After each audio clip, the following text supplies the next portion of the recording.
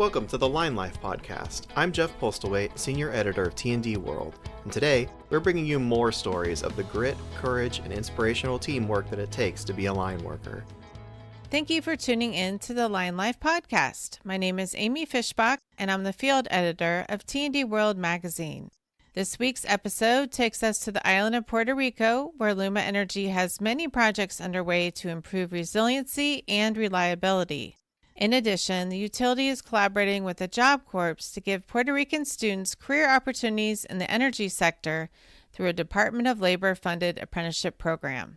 Today, we are honored to have Lindsey Petteplace, Workforce Transition Manager at LUMA Energy, and Jorge Olivero, Apprenticeship Coordinator for Operations from LUMA. Lindsey and Jorge, thank you so much for joining us today for the Line Life podcast. Thank you for having us. Thank you for having us. So, Lindsey, to begin, can you talk about your background in the line trade and how you got interested in helping with the apprenticeship program at LUMA in Puerto Rico? Sure, no problem. My background starts in Alberta, Canada, where I started apprenticing for a company called ATCO Electric. That was about 20 years ago. To fast forward through that, I was an apprentice, journey line worker, foreman, supervisor, now manager. 4 years ago, I came over to Puerto Rico to help with the transition from PREPA to LUMA. And in my task, it was assigned to facilitate the assessment, enrollment, upskill of the existing workforce. That quickly transformed into being the apprenticeship manager and to kick off the apprenticeship here in Puerto Rico. It all kind of just fell into my scope as it was my field of work and successfully excelled in that field, especially with the help of my team. And Jorge, can you talk a little bit about your background? Absolutely. I started with LUMA about 3 years ago as a translator. Little over 4 months, I worked with vegetation management and alongside with a few projects that Lindsey had with the apprenticeship program, which sparked up an interest in me and made me join their team. And I've been here ever since. Wonderful. Well, thank you both for joining us. To begin, can you talk about the need for more line workers to help LUMA with its ongoing projects to improve the resiliency and reliability of the electrical system? Yeah, no problem. The need for line workers in Puerto Rico, it'll never end.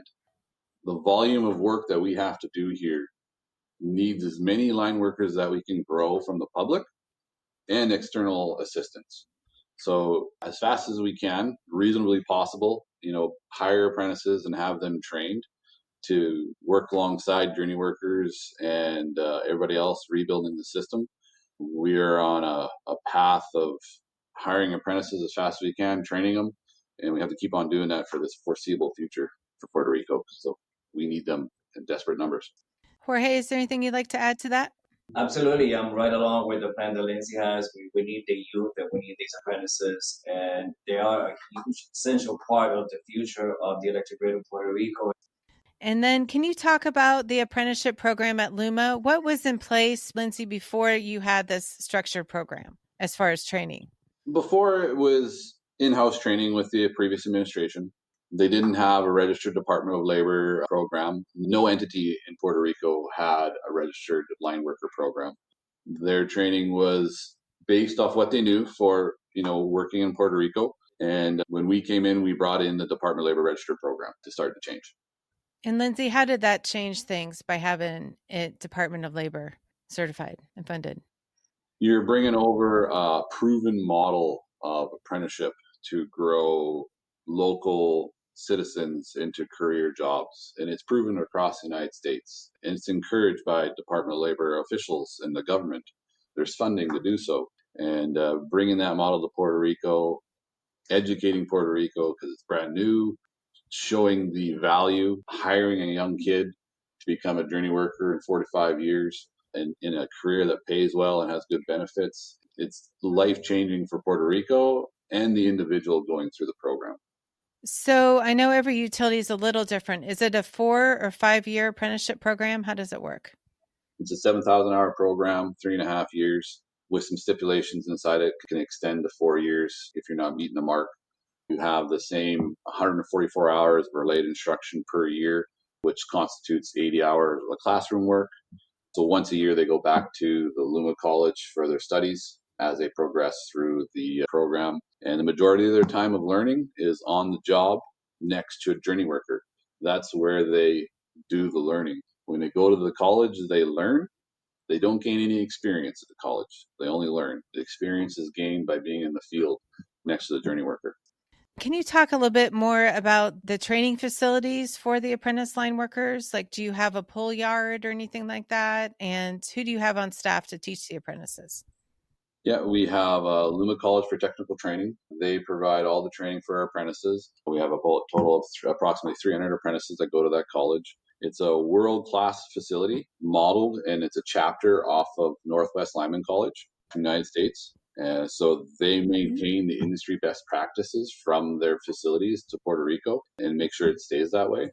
And that college, I think its volume it can handle is upwards of the 600 students, but we have 300 there now. I wasn't aware of the partnership with Northwest Lyman College. Can you talk a little bit about that?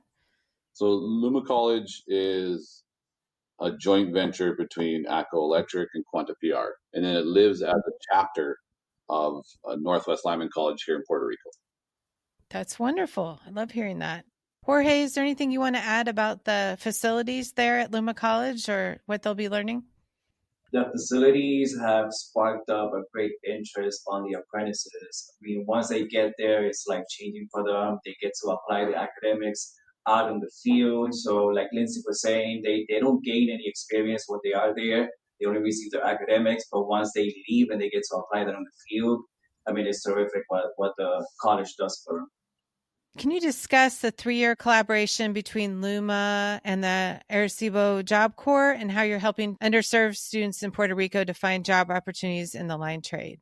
So back when we first registered the program, the Department of Labor, registered program operators like LUMA Energy are encouraged to do community outreach with anybody who gets Department of Labor funds. The first one that I started working with was the Job Corps of Arecibo and Aguadilla. Same entity, different towns. The Job Corps actually are across all of the United States, and there are vocational school for the less fortunate, and the individuals there are, deserve the opportunity to be in this type of trade. The relationship was ongoing for the last 3 years. It started small and it's growing. We have a total of 5 students recruited from Job Corps, and we want to continue growing that for the future. We also have some drafted plans to network with Job Corps to help them educate their students in the utility space to help raise their resume to be more valuable in applications, to help us be more successful in our collaboration. And what's involved in getting into the program and applying for the Job Corps for that opportunity? Some of these students, like what do they need to do? What are kind of the qualifications that they need to meet in order to be in this program? We try to maintain base minimum qualifications for entry level of the apprenticeship: driver's license, grade 12, clean record, pass a drug test. And then if your resume is of more value, when you have a Cat 9 or a CDL license, if you have electrician's helper or a license on there, it begins to raise your resume. The more you can put into your resume, the more it will stand out and the more percentage of the opportunity you have for interview. When they're at the Job Corps, those individuals are attending their grade 12, and when they are approaching graduation or have graduated from that facility, we actively engage with them and provide the opportunity and make sure they apply. I saw that they can get a diploma in electrician's helper. What are some other things that they can get a diploma in?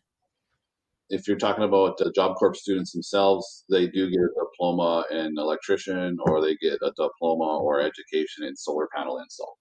But then when they go to LUMA College through your apprenticeship program, it would be more as like an apprentice line worker then at the end. Correct. As a apprentice line worker, and then you graduate at the 3.5 or 4 years, you get a Department of Labor registered certification of journey worker, recognized across the United States. Jorge, can you talk a little bit about how the apprenticeship helps to prepare the students for careers in the energy sector? Absolutely. We provide them with, within those 3 years, the academics to have them have a full career once they finish the requirements that the program has, giving them a long-lasting career in the field. Wonderful. And what do they learn in the classroom? Can you give me some specifics on kind of what they're learning before they get out into the field? Once they begin the program, they go through a 13-week program called the Utility Lineman Program, which consists of bridging, bonding, grounding, CPR, OSHA classes. I mean, we prepare these guys from the ground up. So once they graduate from those 13 weeks, they can actually hit the field and start working, which is the first out of 4 academics which the apprentice has to go through in order to meet the requirements to be certified as a line worker.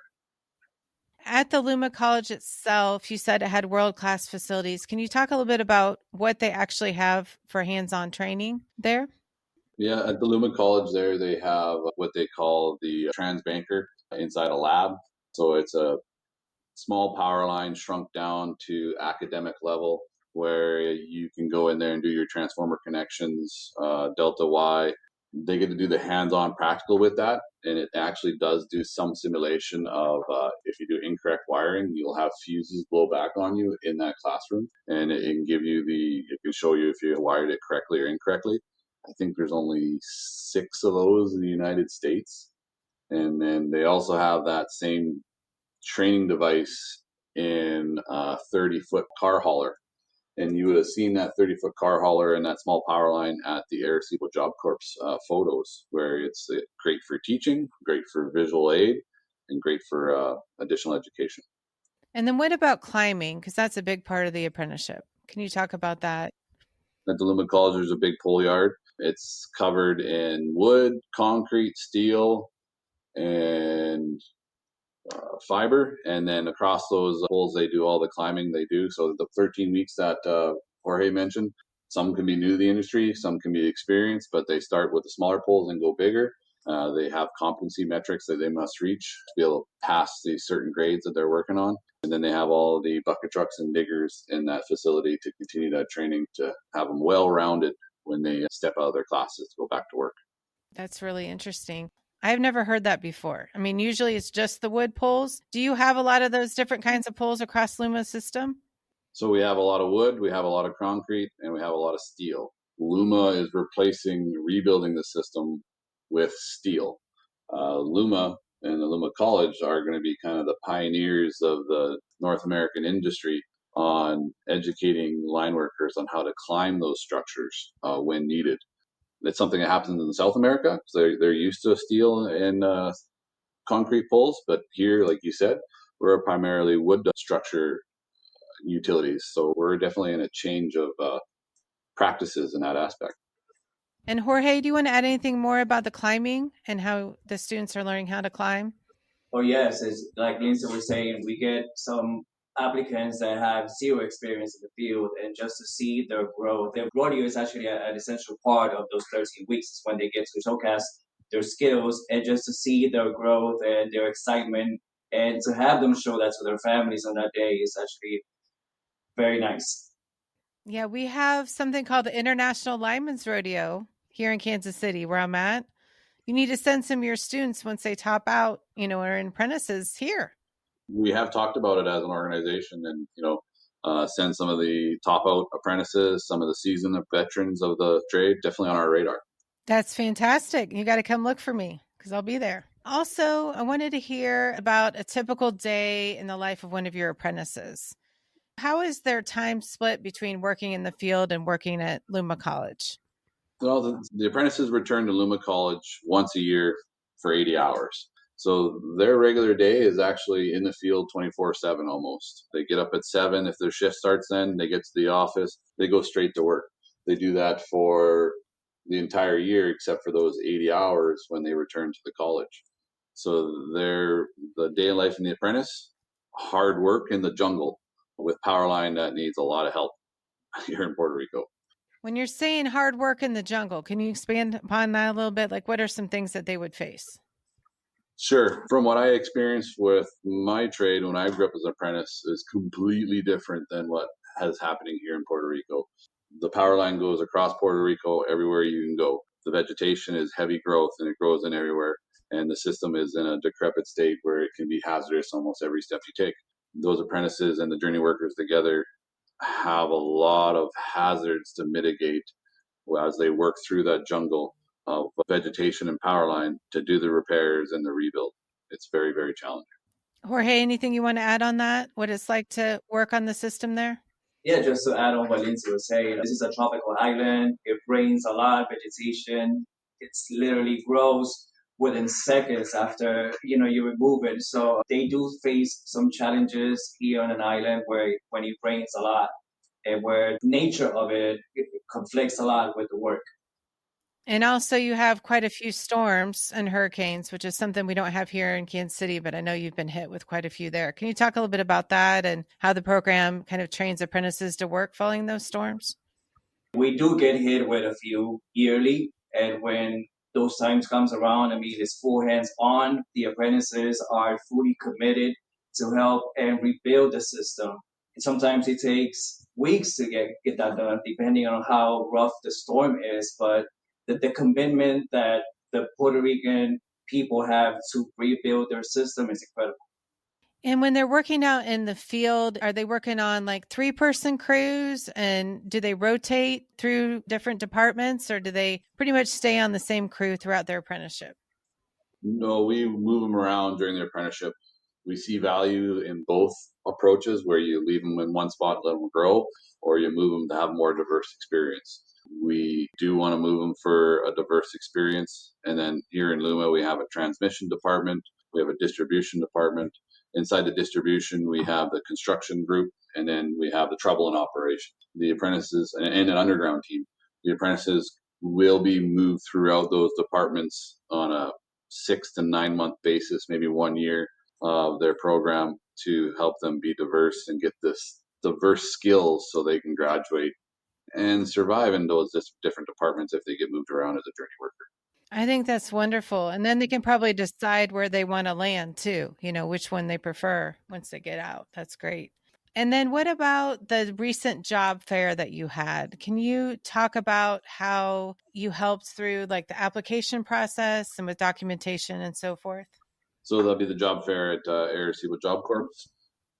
We put that on to show interest to Job Corps, do the collaboration, bring that 30-foot car hauler transbanker to the students to spark their interest.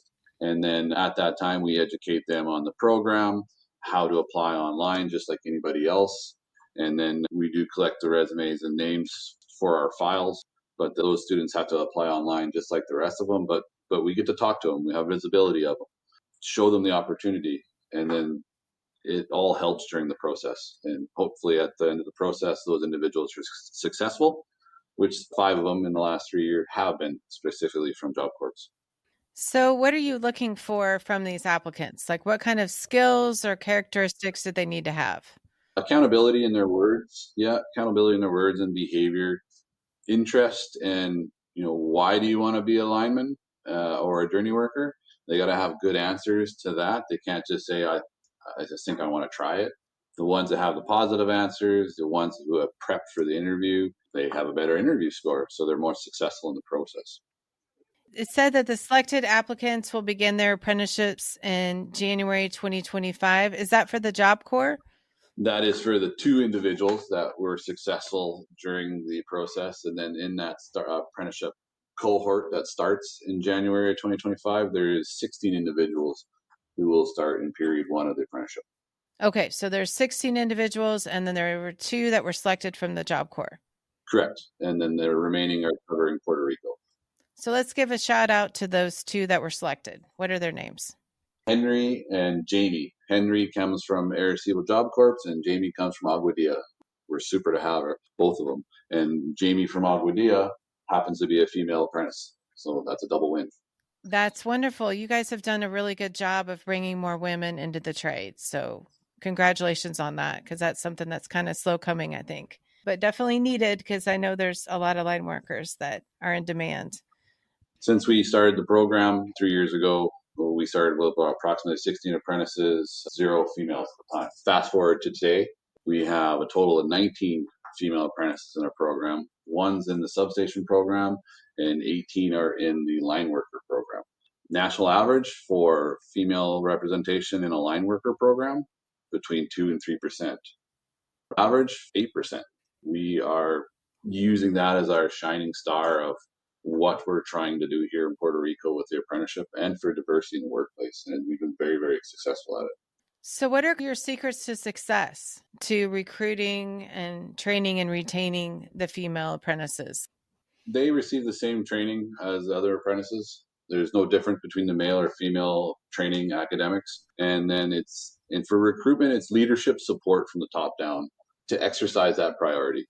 Sometimes that priority can be exhausted and the candidate's not there to be selected. But then if you have support from top down, you can put a lot of work into it and you can do what we've done to a certain extent, depending on who applies and your candidate pool.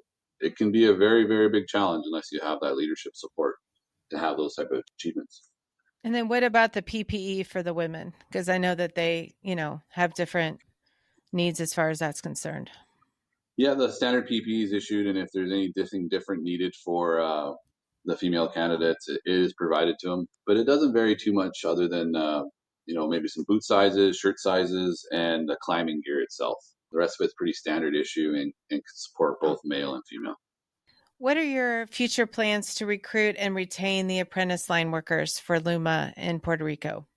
LUMA plans to keep on recruiting apprentices on a fairly steady pace because we're sticking with my earlier statement that we don't have enough line workers on Puerto Rico to do the rebuild, so we need to be able to recruit and train as many apprentices as we can, and we have to stick with our financial obligations to do so. But I have LUMA guided to do approximately 32 students a year going forward for the next 5 years. That will keep our apprentice numbers at around between 120 to 200 apprentices going forward as we try to rebuild the workforce to rebuild Puerto Rico. Jorge, is there anything you want to add to that? I know that there are probably journeymen too that are stepping down and retiring, and you need to fill those slots as well. Yes, they are, but one of the beautiful things that we have here in Puerto Rico is that there's many generations that are part of this industry. And a lot of the talent that we have recruited is from here from Puerto Rico who wants to stay in Puerto Rico and who is committed to rebuild the great of Puerto Rico. So having that interest and having that love for your career and having your parents being part of that, your grandfather being a part of that, I believe is a key point on who stays outside of those that have to retire. That's a really good point. I've seen it go through many generations, and it's a very proud trade. Yes, it is. And oftentimes it just goes from one, grandpa to dad to son or daughter. It's fantastic. Yeah. And then how do you feel about the ability to bring more young students into the program to help modernize the grid in Puerto Rico? Well, I believe that bringing the youth in and giving them the tools to succeed in a long-lasting career like this. I mean, if within 3.5 to 4 years, you have a full-on career that's going to serve you to sustain yourself and your family for the rest of your life. I believe that that's incredible. What is your advice to other apprentice line workers in Puerto Rico who want to be part of the program? What do they need to do? They have to make sure they monitor the LUMA's careers page, apply on the opportunities when they come. They have to do what they can within their abilities to increase the value of their resume via make sure they have a CDL or a Cat 9, electrician's helper's license helps. Get some experience on your resume that's based to the industry. So at least on the resume, you can say, hey, I was a ground worker for a contractor that works for LUMA. All of those things help raise that resume on the pile because we do receive an overwhelming amount of applicants into our opportunities that makes it even more challenging for your resume to be noticed. Lindsey, how does it feel for you after working in the field to kind of give back by now training the next generation of line workers? It's pretty surreal. I would never have, you asked me if I want to be an apprenticeship manager back when I was a foreman or journeyman, I'd have had a quick no. And then my career path and my opportunities led me to this.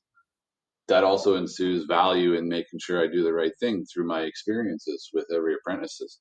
I see and know what the apprentices are going through. And when they bring up concerns and comments, I've seen and know where it's coming from, and I can navigate and help those concerns and comments through my past experience. So it works well, and to see the change you do in an apprentice's life from period one, who just came out of Job Corps, who stays in the program for 3.5 years to be a full-fledged career member of a journey worker, changing their lives. That's pretty empowering.